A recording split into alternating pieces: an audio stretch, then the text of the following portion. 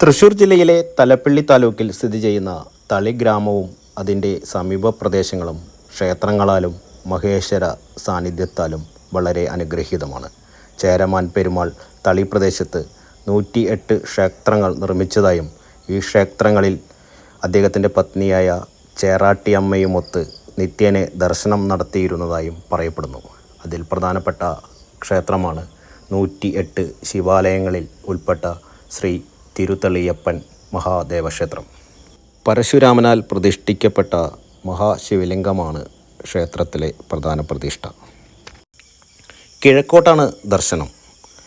ഉപദേവതകളായി ശ്രീകൃഷ്ണൻ, 2 ഗണപതി, ശാസ്താവ്, ഭഗവതി, നാഗങ്ങൾ. അതിൽ ഭഗവതി സങ്കല്പം ഉരുണ്ട കല്ലാണ്.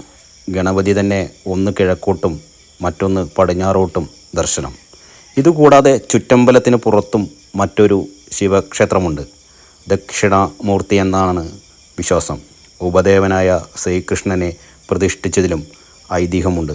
സതിവിരഹ ദുഃഖിതനായ ഉഗ്രമൂർത്തിയായ മഹാദേവൻ്റെ കോപത്താൽ ഗ്രാമത്തിന് ക്ഷതം വരികയും തുടർന്ന് വില്ലമംഗലം സ്വാമിയാർ തളി ക്ഷേത്രത്തിൽ എത്തി ഉണ്ണിക്കണ്ണനെ പ്രതിഷ്ഠിച്ച് മഹാദേവൻ്റെ കോപം ശമിപ്പിച്ചു എന്നുമാണ് ഐതിഹ്യം. അതുപോലെ തന്നെ ക്ഷേത്രത്തിലെ ശിവവാഹനമായ നന്ദിയുടെ തല നേരെയല്ല, അല്പം വടക്കോട്ട് ചെരിഞ്ഞാണ്.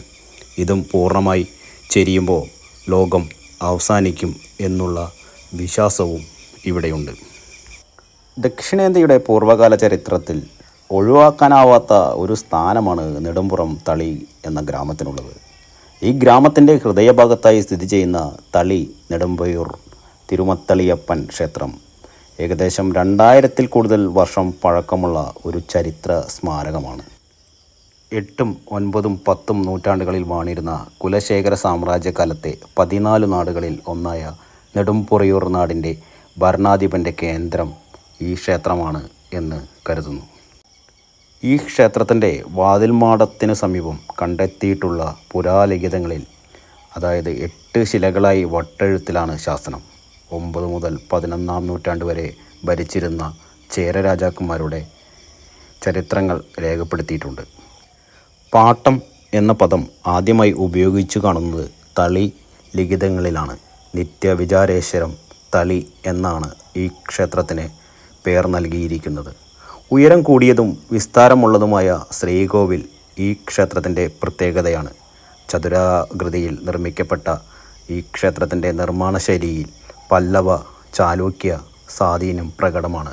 നിറയെ ശില്പങ്ങളുള്ളതും വൈവിധ്യമാർന്ന കൊത്തുപണികളോട് കൂടിയതുമായ ഏറ്റവും വലിയ ശ്രീകോവിലുള്ള ഈ ക്ഷേത്രം കേരള ചരിത്രത്തിൽ തന്നെ ഏറ്റവും പ്രധാനപ്പെട്ടതാണ്. ഇപ്പോൾ ഈ ക്ഷേത്രം കേരള സംസ്ഥാന പുരാവസ്തു വകുപ്പ് ഏറ്റെടുത്തു കഴിഞ്ഞിരിക്കുന്നു.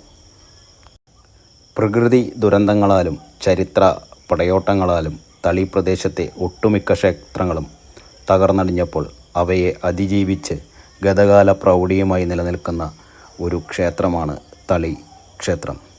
തകർന്നടിഞ്ഞ ക്ഷേത്രങ്ങളുടെയും ചേരമാൻ പെരുമാളിൻ്റെ കോട്ടയുടെയും കുളത്തിൻ്റെയും അവശിഷ്ടങ്ങൾ ഇപ്പോഴും തളി ഗ്രാമത്തിലും സമീപ പ്രദേശങ്ങളിലായും നമുക്ക് കാണാൻ കഴിയും.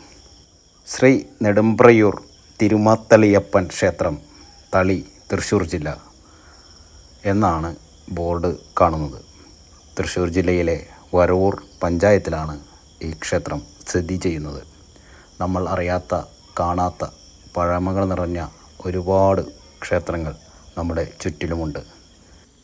ഗ്രാമങ്ങളിലൂടെ സഞ്ചരിക്കുമ്പോഴാണ് പഴമ നിറഞ്ഞ ആയിരക്കണക്കിന് വർഷം പഴക്കമുള്ള മനോഹരമായ ഇത്തരം ക്ഷേത്രങ്ങൾ കാണുന്നത്.